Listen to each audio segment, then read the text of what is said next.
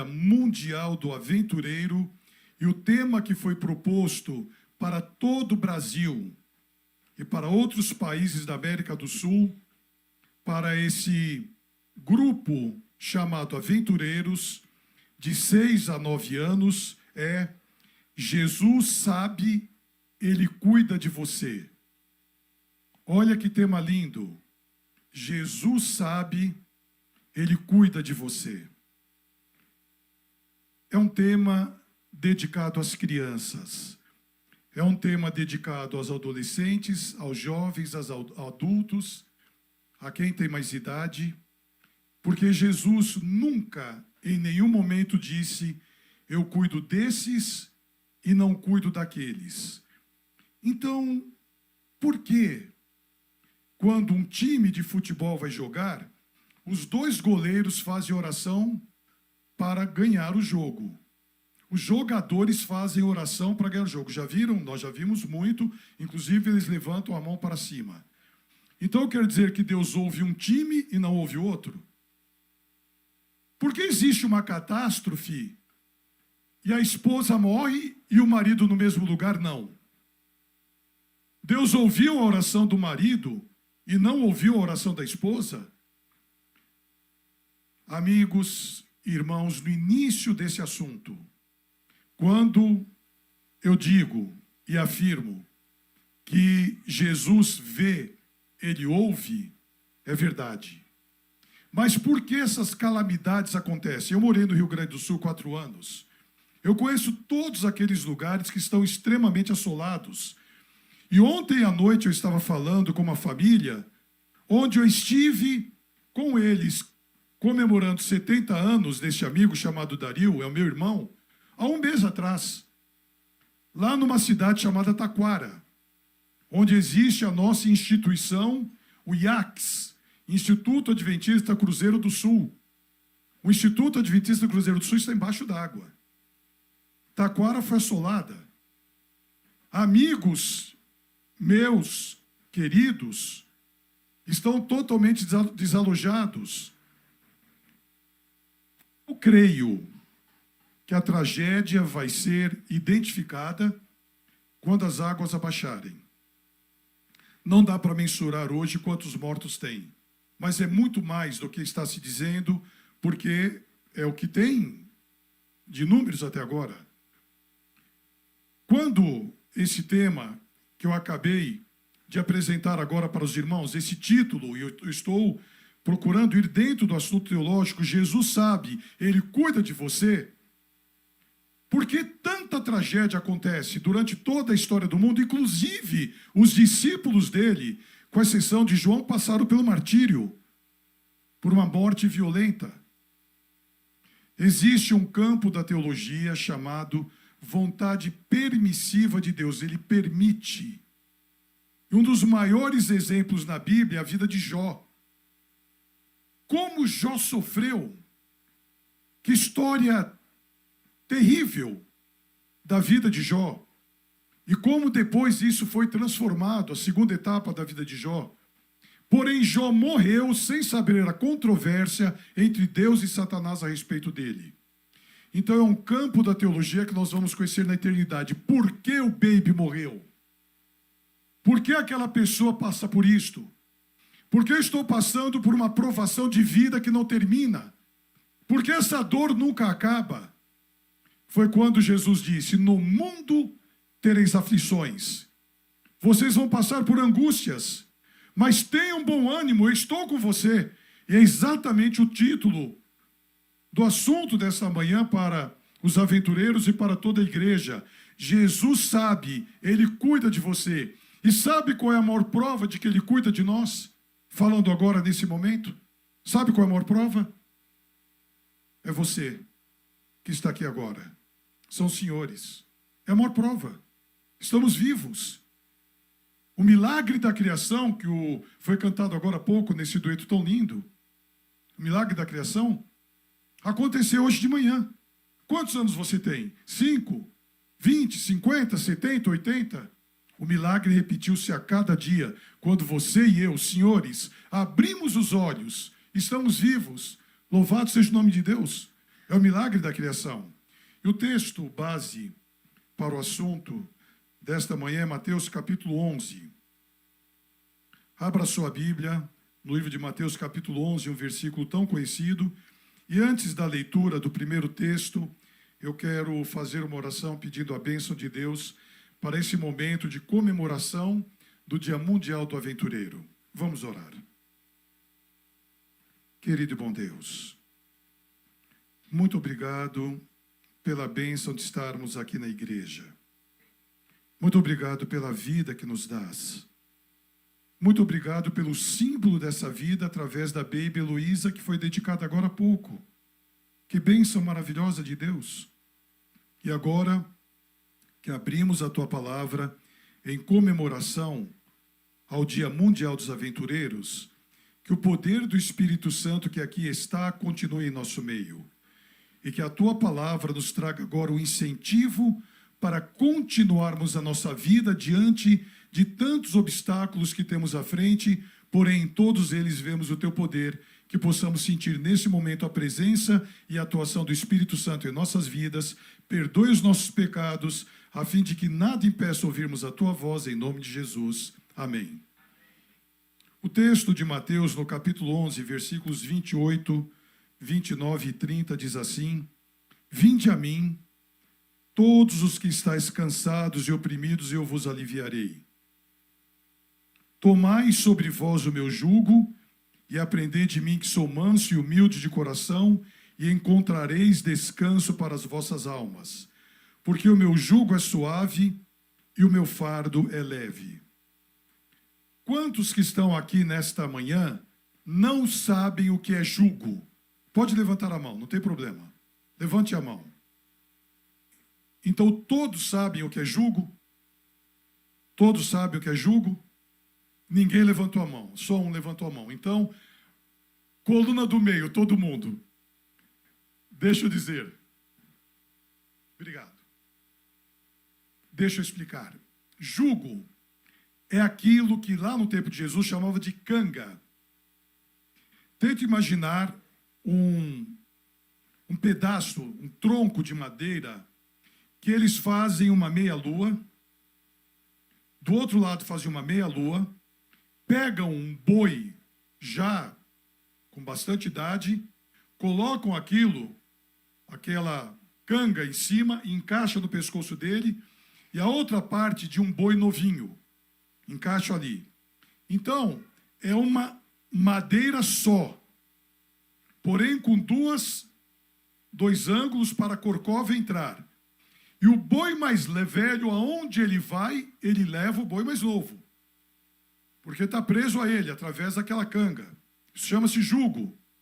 Então, quem ia lavrar a terra naquela ocasião, pegava esse boi mais velho, colocava sobre ele o jugo, que era colocado também no mais novo, e iam arar a terra. E o boi mais velho sabia qual era o trilho, e o boi mais novo queria fugir e estava preso ali, não conseguia fugir. Isso é jugo. Então Jesus está dizendo: traga a mim e deposite, porque o meu jugo é suave e é leve, e eu vou carregar para você. Ele está dizendo: vinde a mim, você que está cansado da vida, que está sobrecarregado dos afazeres, que sente dores, que está com depressão, que está desempregado, que está com problemas familiares, que está com problemas no trabalho, na vizinhança. Jesus está dizendo: vinde a mim. Por quê? Porque eu sei o que você está passando. Para fazermos uma comparação, e as crianças vão entender bem agora, existem câmaras de segurança em todos os lugares. O objetivo primário, inicial, é proteger, é trazer segurança daquelas câmeras que estão em todos os lugares. E eu pergunto, será que essas câmeras que estão em todos os lugares, elas estão ali realmente para segurança? Ou existe algo para bisbilhotar? Algo para trazer informações para as quais você não deu abertura nenhuma. Não vou questionar. Porque câmeras estão em carros, nas ruas, nos prédios, nos restaurantes, nas casas, nos uniformes dos policiais. Por sinal, a grande maioria dos que estão aqui agora tem câmeras. A grande maioria. Só para eu ter uma ideia. Quantos tem agora aí, do seu lado, ou no bolso ou na bolsa, uma câmera? Levante a mão. Quantos tem celular? Levanta a mão. E não tem câmera no seu celular? Então, todos que têm câmera no celular, levanta a mão. A maioria, até as crianças. Há uma câmera que eu não gosto. Particularmente eu não gosto. Eu sou paulistano, nasci e me criei em São Paulo. Não é nada bom, mas eu sou da geração do racha. Só quem tem a minha idade sabe o que é a geração do racha. É fazer corrida na rua com carro. É errado, é errado. Eu estou dizendo que eu sou da geração, não quer dizer que eu fazia. Eu sou da geração. E há uma câmera que eu não gosto, que é chamado vulgarmente de pardal. Porque são câmeras escondidas. Se é para educar, a câmera vai dizer: a tantos metros está a câmera, mas ela não está atrás do poste, da placa, da árvore. É para você diminuir a velocidade e manter aquela velocidade. Câmeras em todos os lugares estão, e há países no mundo onde o Instituto Britânico de Pesquisa mostra que os 4 países que têm mais câmeras na sociedade são na cidade de Pequim, na China, na cidade de Indore, na Índia, em Moscou, na Rússia, e Londres, na Inglaterra. Por sinal, não somente em Pequim, que há mais de 300 câmeras para cada 1.000 habitantes, é o maior índice do mundo. A China tem hoje um sistema de câmeras que faz uma identificação pela íris do olho. Então você entra em um supermercado e a câmera já te pega e você não precisa passar nenhum cheque, nenhum dinheiro, nenhum cartão, já é automaticamente debitado na sua conta. Quem está em desacordo com o governo não é identificado, então não pode comprar. Há países totalitários que usam as câmeras para vigiar os seus habitantes. E um desses países é a China. Câmeras em todos os lugares. Você está em qualquer lugar, na rua, em qualquer lugar do trânsito, em qualquer lugar em uma loja, as câmeras estão te buscando. Isso já está acontecendo em muitos outros países. A identificação, e nós sabemos que existe a identificação hoje para a sua conta bancária. Você acessa a sua conta bancária no seu celular e ali é escaneado o seu rosto.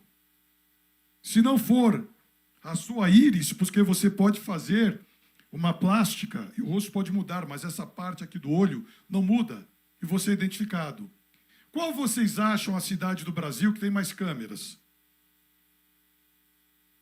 São Paulo? Não. Rio de Janeiro. Rio de Janeiro é a cidade do Brasil que tem mais câmeras com o objetivo de ajudar e de proteger o cidadão. É isso que nós esperamos. Quando a Bíblia fala que o Senhor viu, que ele enxerga, por exemplo, ele viu a maldade do homem antes do dilúvio. Ele viu o sofrimento do seu povo no Egito, quando escravos. Ele viu a angústia de Ana, quando queria ter um filho e era estéril. Ele viu Daniel na cova dos leões. Ele viu Jonas no ventre daquele peixe. E no ministério de Jesus, a Bíblia identifica claramente que Jesus, vendo o que ia no coração da humanidade para fazer milagres, ver o que ia no coração das pessoas. Muito melhor, muito mais potente, muito mais profundo para trazer um zoom e para identificar com perfeição são os olhos de Deus. E os olhos de Deus, para eu, um pecador, e para você, para nós pecadores, são olhos de amor. Por isso que a palavra de Deus diz: com amor eterno eu te amei e com benignidade eu te atraí. Os olhos de Deus para todos nós não são olhares de maldade, de rancor, de perseguição, de castigo. Não. Deus ama os seus filhos. Ele nos olha com amor. E nós, muitas vezes, saímos dos olhos de Deus e nos machucamos. Eu vejo vários pais aqui com crianças pequenas. Muitas vezes os pais dizem: você saiu dos meus olhos. Eu não te vi. Irmãos, uma criança se perde na praia, no meio da multidão, em 5 segundos. É uma coisa impressionante. 5 segundos. 5 segundos conta assim: 1.000, 2.000, 3.000, 4.000, 5.000. 5 segundos. A criança já se perdeu. Você olhou alguma coisa, na hora que você vê, a criança não está mais ali. Porque ele saiu correndo para algum lugar, ou alguém pegou aquela criança e levou. E você perdeu a criança porque desviou o olhar por 5 segundos. Deus nunca, em momento algum, perde o seu olhar para nós. Porém, nós saímos do olhar de Deus. Nós nos afastamos do olhar de Deus. Eu conheço a vontade de Deus desde a minha infância. Eu conheço as orientações de Deus para a vida. Eu não devo fumar, eu não devo beber, eu não devo usar drogas, eu não devo me prostituir, eu não devo ter vícios, porque isso vai ser nocivo para hábitos que não são bons.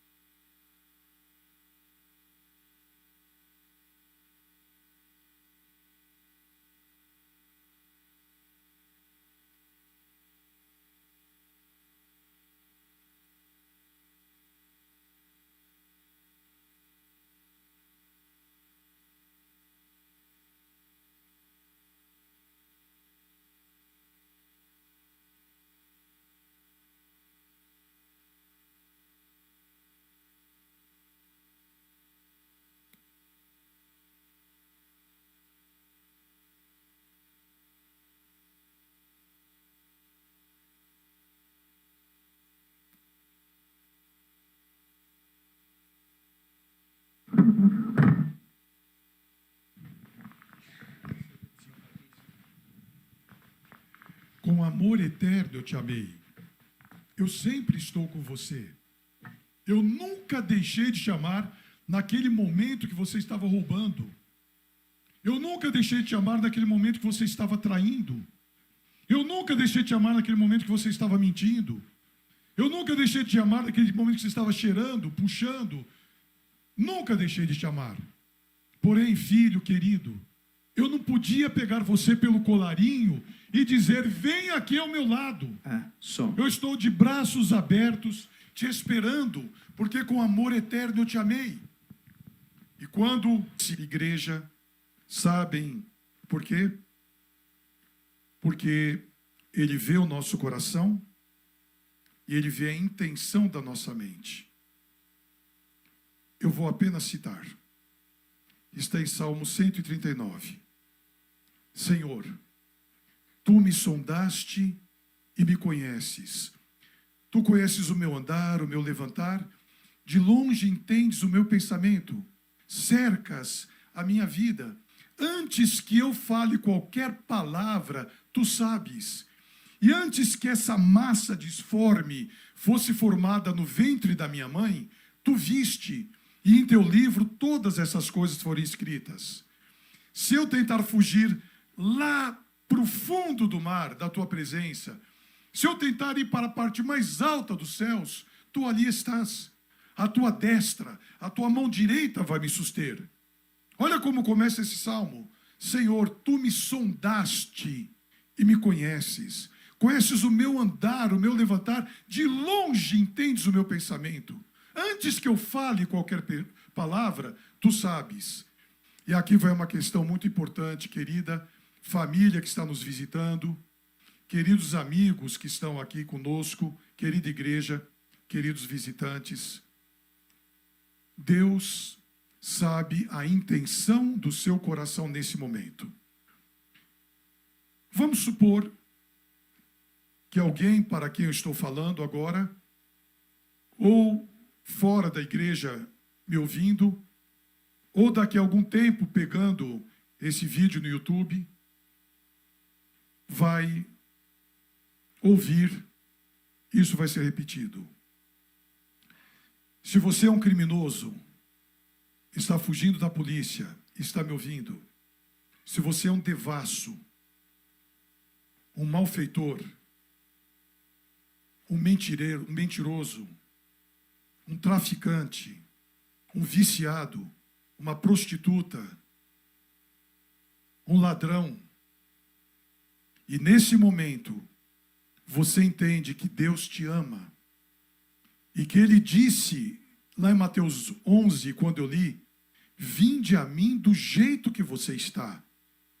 Não espere ficar santo. Venha do jeito que você está.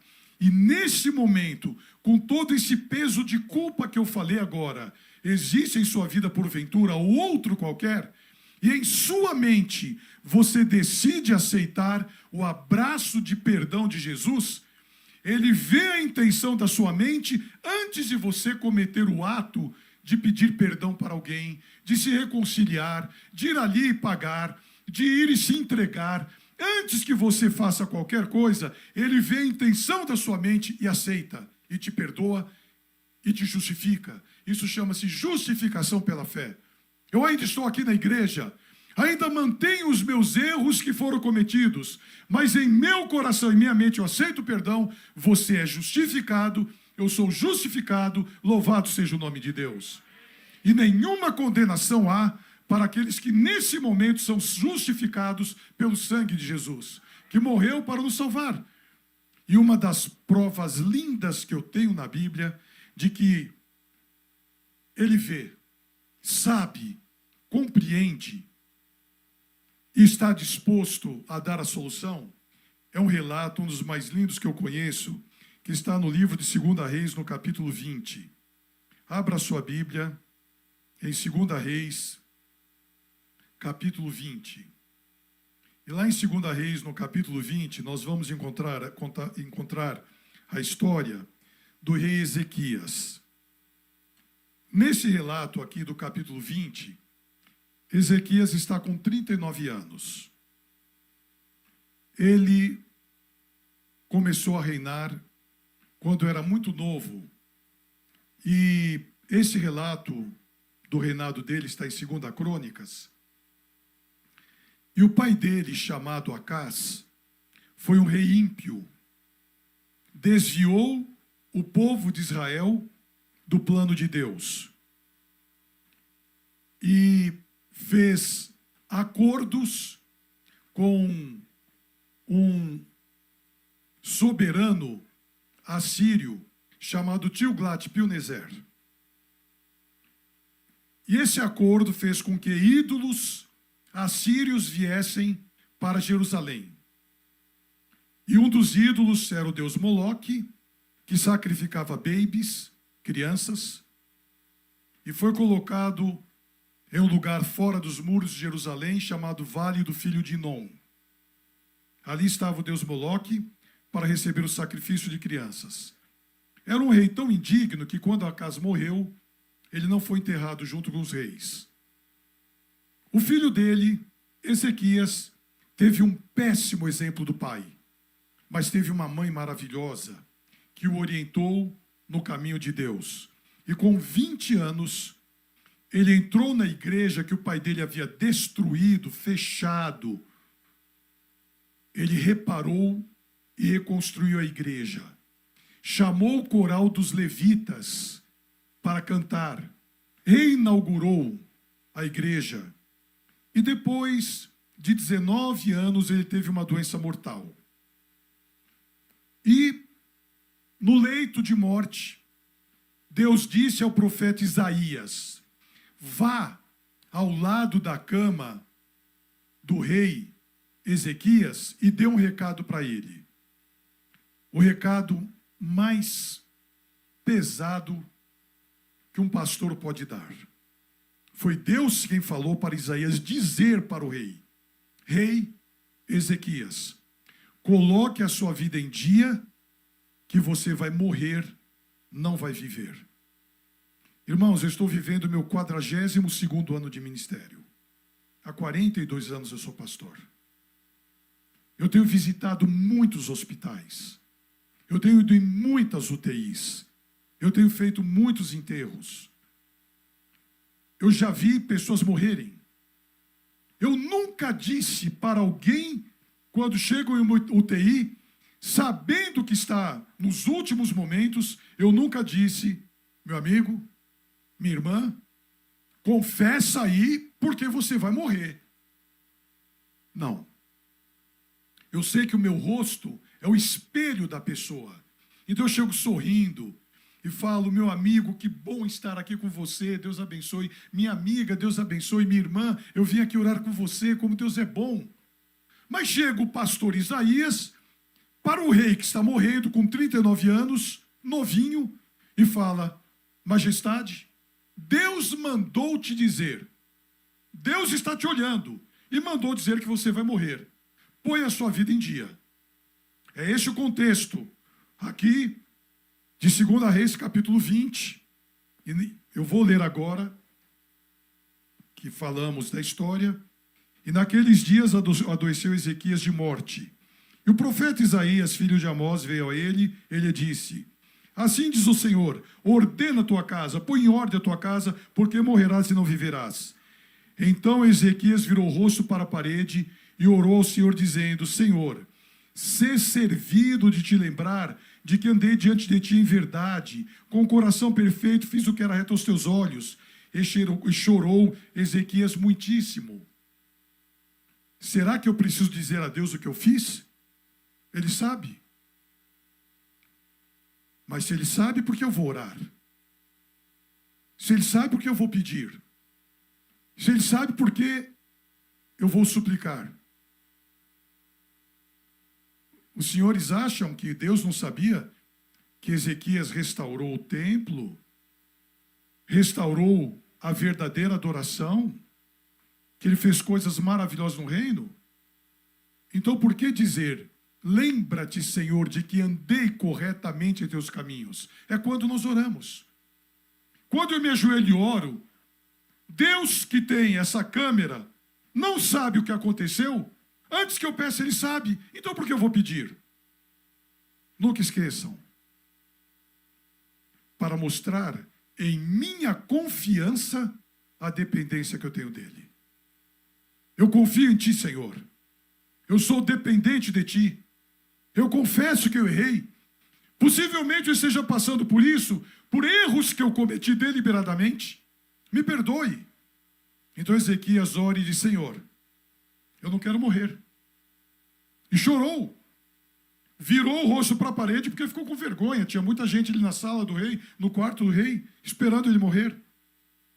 Isaías tinha saído do quarto do rei, estava ainda dentro do palácio, e olhem o que aconteceu. No versículo 4 do capítulo 20 de 2 Reis.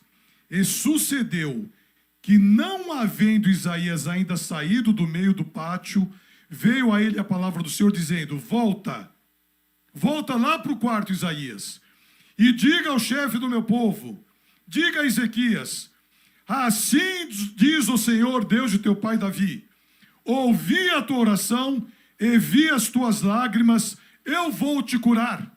Amém? Eu vi as tuas lágrimas. Como dá para ver lágrima? Vamos trazer para hoje 8 bilhões e 200 milhões de pessoas no mundo. É muita gente. Como Deus vai ver quando eu estou chorando? Ele vê. A câmera de Deus vê. Ele não somente vê quando eu estou chorando, mas ele vê quando o meu coração está chorando e eu não consigo, devido às circunstâncias, derramar uma lágrima. Isaías, volte. Diga para Ezequias, o chefe do meu povo: eu vi quando você chorou. Eu ouvi a súplica que você fez. Diga a ele que eu vou curá-lo. Eu vou sará-lo.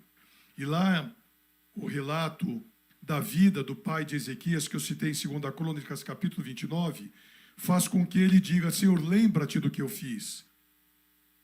Porque o texto de Mateus 11, 28 foi mencionado no início do culto?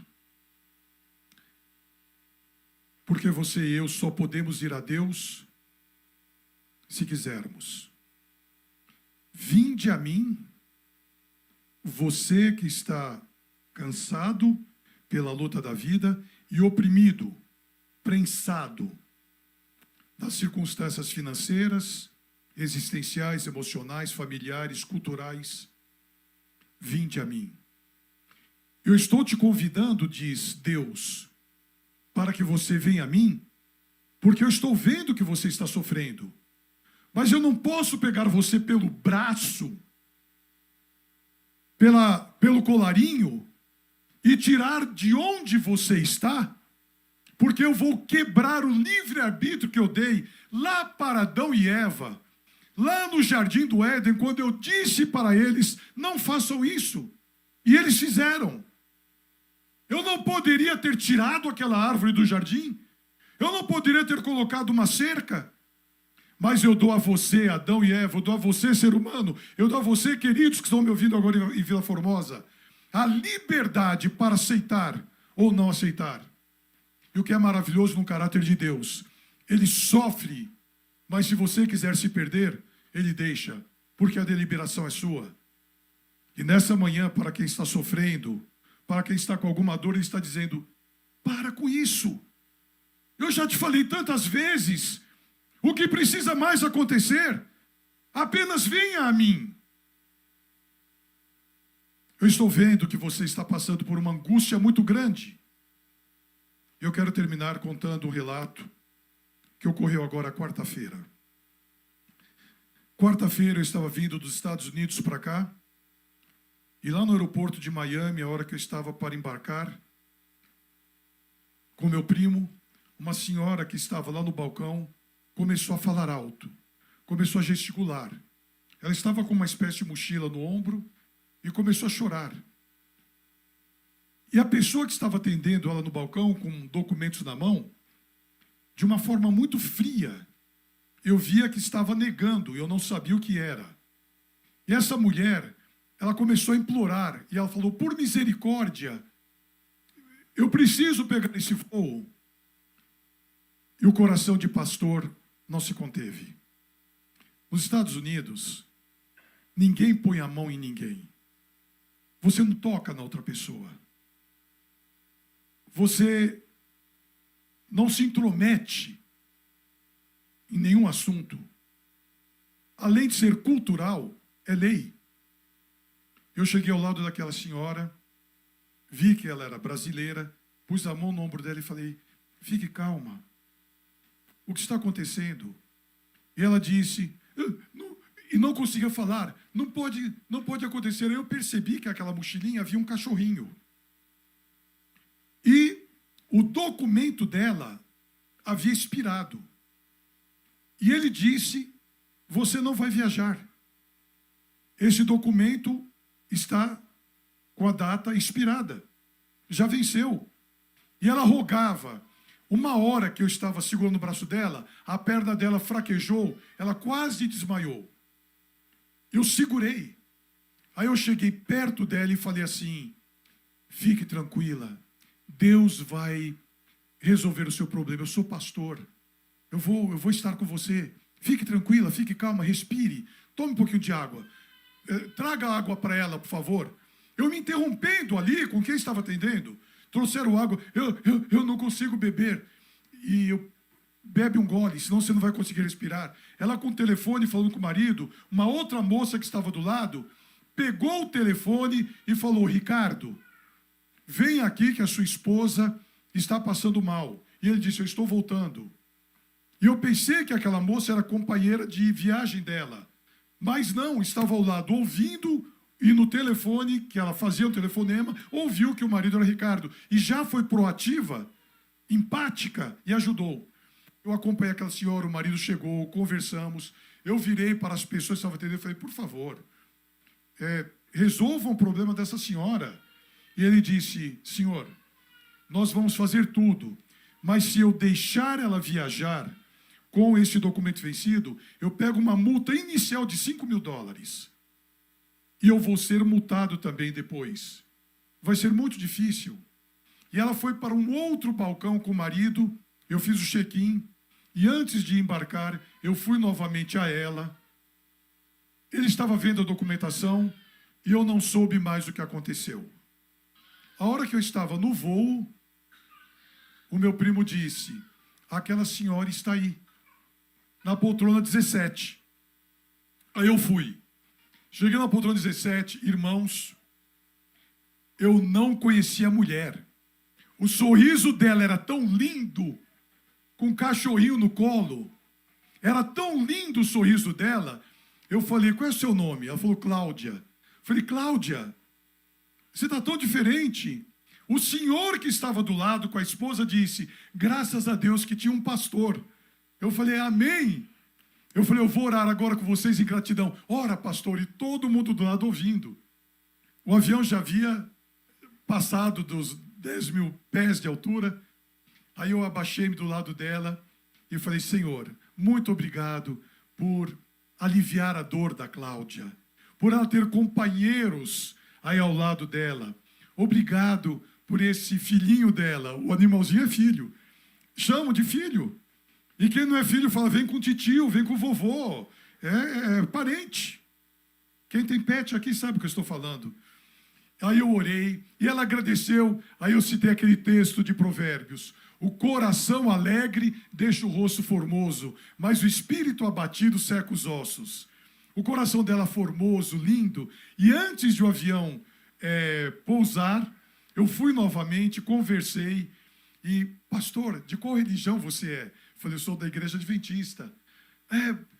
Deixa eu anotar. Eu falei: olha, tem muita pregação minha no YouTube. Pode procurar aí. Olha, eu estou indo para o casamento do meu filho em Curitiba. Imagine só, ela não poder viajar para o casamento do filho por aquele problema que o cachorrinho teria que ficar de quarentena. E foi um erro da veterinária a data.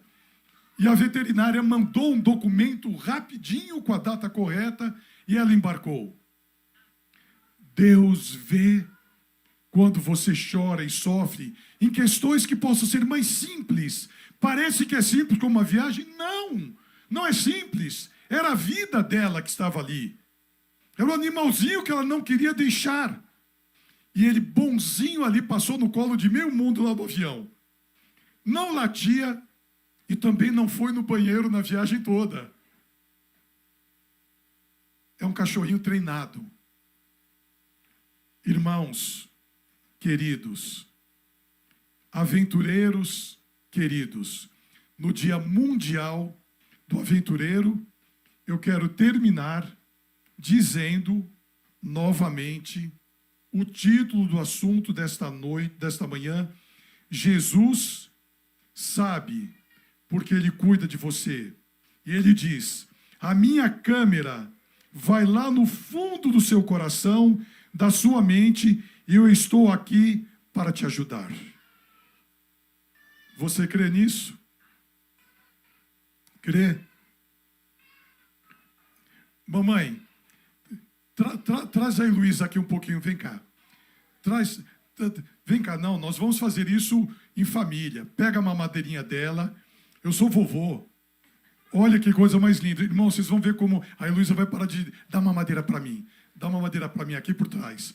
Pega a mamadeira aí. Ó, vocês vão ver como ela vai parar de chorar. Faz silêncio.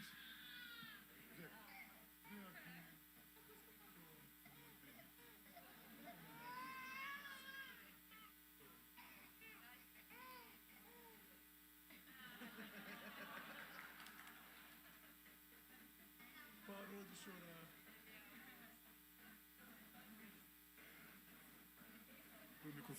Irmãos, eu quero terminar o sermão com essa cena. Jesus nos pega no colo e diz assim: pare de chorar. Eu vou dar a mamadeira para você. E sabe qual é a mamadeira? É a solução.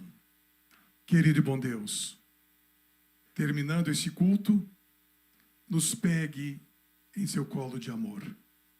Perdoe os nossos pecados. Nos cure pela tua misericórdia.